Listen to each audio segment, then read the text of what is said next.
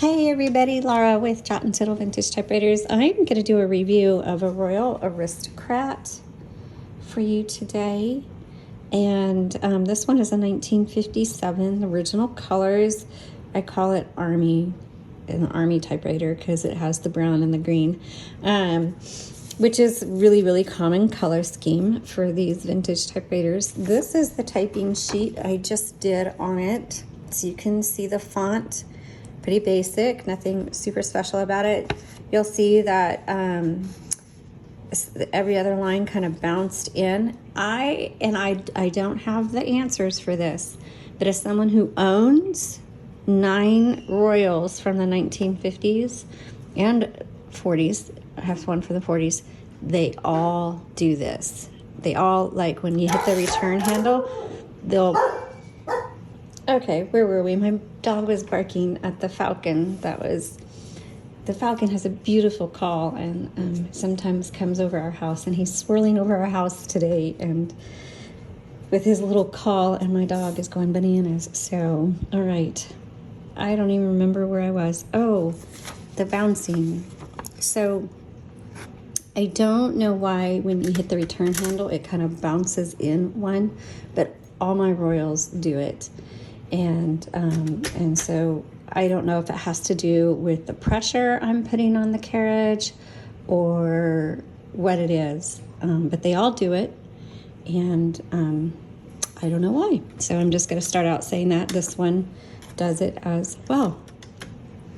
Okay, so the Royal Aristocrat, I'm not entirely sure what the difference is on all of the different models. So, like, I have this Royal Quiet Deluxe, same year, over here, and really, there's no difference. There might be, like, the key availabilities, like this has an equal sign. I think this has an extra key, it looks like. Color scheme, the keys are a different color. They both have magic margins. Everything looks pretty much exactly the same. Even the little front logo pieces. And the only difference I see on this one is it has 2 extra keys on the top. So maybe that's the difference between the Aristocrat and the Deluxe. Maybe this was a little more of a budget model versus the Quiet Deluxe. So I'm gonna put that aside. Just very minor differences in these models. So, but otherwise they operate exactly the same. So let's take a look at this one, if you happen to have one. And I was looking for the tabs, and I should look before I turn it on. So they're not on the back, so that means they're gonna be under here. There they are. So you flip over this back cover and press and drag. And these are a little stiff, but still very much usable. To set your margins, you have the magic margins, and the way you do that is I'm gonna put my paper there. Oops, got caught on something. It's very humid today because there's a lot of, it's just really humid today. And when that happens, the paper gets kind of wet and everything just feels sticky.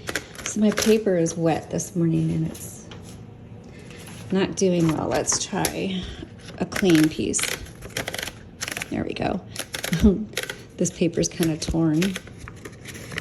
Yeah, my paper, this is a paper issue, not a typewriter issue. It's really humid. Okay, so to set a margin, you put it where you want and then you just press. And I've already set it there. My other margin is right here. Now, if you want to change that, you just hold down the margin, and while you're holding it down, you release the carriage and you go out and then release. That's how it works for going outward. But now that my margin is set over here, I want to bring it back over, and that's just a lot easier. You just move your carriage to where you want it and press. So now it's set. And then on the same thing on the right side, if I want to move it out, I'll hold this down while releasing the carriage, I release them both, and now my margin is set. And then to come back in, I put it where I want it and press. You'll hear it click. On the right side, you hear the bell because that's the end of your margin when you need to hit the return handle. So the bell will automatically go off, letting you know it's set. But on the left side, you'll just hear a click. So that's how you do your magic margins. And this is your paper release, so you can straighten it out or take it out, whichever. Your carriage release is this little metal button that's right here. Not button, but it's a lever. And you have a similar one over here on the left side that's behind the roller handle. Here's your return handle. For those of you who don't know, and those of you who do, thanks for your patience. And then the 1, 2, and 3 is your line selector. So when you hit the return handle, it'll advance either 1, 2, or 3 lines. Okay. So, and then on the left side, while I have it open, and I'm gonna hold it up so you can kind of see it. Oh, sorry. Right here, this lever, that's your carriage lock. So if you get a typewriter and you're like, I can't move the carriage, go over here to the left, feel it underneath, and it might be locked. And so shift it down is to lock it. So my carriage is now locked. Up is to release it. Okay. And then also on the left side is a button. And let me see, I'll lift it up again so you can see it if I can. It's right there. That is like a variable spacer, meaning it releases you can hear when you turn the carriage or the platen, it clicks every line, and so maybe you want it right in between. So you just press that in, and then you can do a little more fine tuning there. And that's a variable spacer for you. Okay, I'm gonna move my carriage to the left. Anytime you open the cover of a typewriter, always make sure the handle is well out of the way. That's how many of the typewriters get their chips, and you'll see rubbing or scraping right here. And it's always because of the handle. They haven't put the cover all the way back down, or they've tried opening the cover when the handle was there. On this Royal, you press this button to open it. This is the little mechanism that holds that cover down. If you ever get a Royal where it pops back up, which is pretty common, all you need to do is kind of bend it in. But be careful about bending it in, because if you bend it in too much, then it won't release, and then you're having to get in there and move it back and forth. But anyway, that's what that's for. Your touch control just determines how hard these type bars strike the paper, and you can also determine that with your fingers and as to how hard you type the keys. Your ribbon reversal is right here. Okay, just back and forth. So let's see, it's going this way right now. And now it's gonna go this way. So when you get to the end of the ribbon on your spool, it's not the end of the ink. There's a lot of ink on there. And some ribbons do not auto reverse.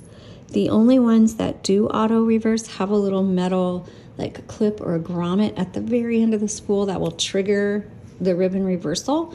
Ours do not, but there are some ribbons out there that do. Now when you do change them out, you just pop them in and out and make sure black is on top, red is on bottom, and you can kind of just take a look to see how Rob has that threaded through there. We don't do videos on threading ribbon because I don't like doing that, and Rob really doesn't like doing videos. So I don't have any videos on that, but all I'll say is make sure it's threaded through like these guide wires here, and then you'll just have to shimmy them through. You'll see like little slits in the metal, and just try to get that to look as he's got that there. And you may have to do a little bit of trial and error. It's not easy. I'll be honest. It's messy. But once you get the hang of it, then it's obviously easy. All right, so like I said, this has fewer keys than the Royal Quiet Deluxe, but it still has everything you need. I showed you how to set the tabs, the margin release, So when you're typing,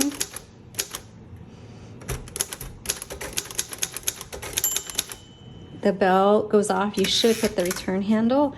That's when it bounces one in sometimes for me, is when I hit the return handle like that, it'll sometimes bounce. But let's say